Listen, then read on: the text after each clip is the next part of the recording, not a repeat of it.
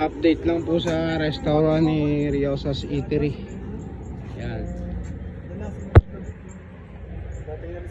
Hindi po kasi nakakabayad ng hinatak ng mga gamit.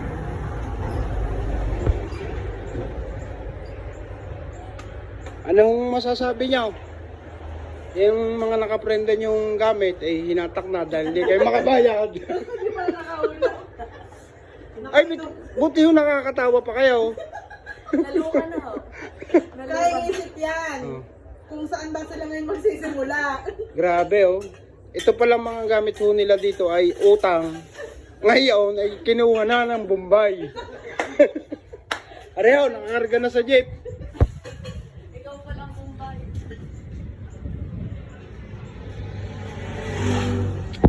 Kawawa. Ang mga plata, hindi ako gumisig na alas 12 sa pag-isip na. Matagal ipinundar, isang iglap na hatak lamang. Hindi ho, joke lang yon. Ang totoo ho niyan ay magbabranso sila dito sa may dating kilometer 46.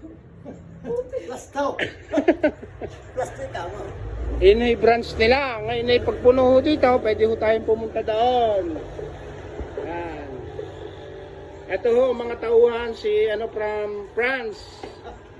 What do you say about Starbucks? This is from Italy. Bonjour. Bonjour, bonjour, alurjur.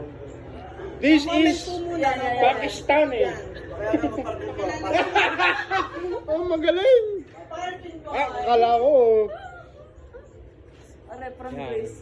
Pupunta po tayo sa ating from Colombia. Pupunta po tayo sa bagong restaurant. Bukas po ang soft opening. Ito po ang Udoy. Ito po ang parking boy. Reliever. Ay, di yung tatagal. Hi, reliever. Is your Tagalog or English?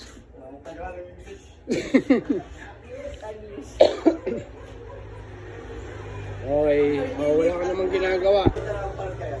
Oo. Sa parking light, kwenta. Pagka yung pa, galante, isang daan. Empty.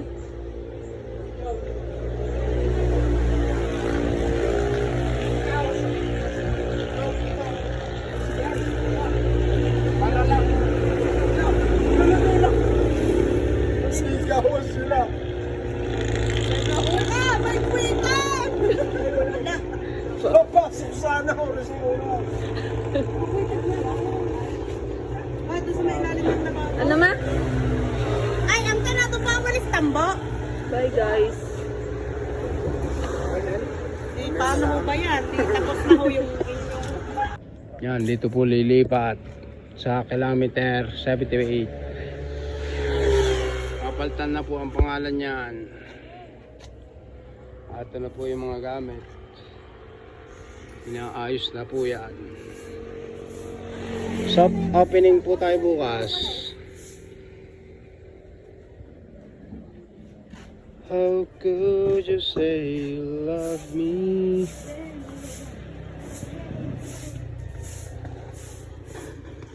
Maluwag po dito, malaking parking, tapos meron pang pwedeng kainan sa likod.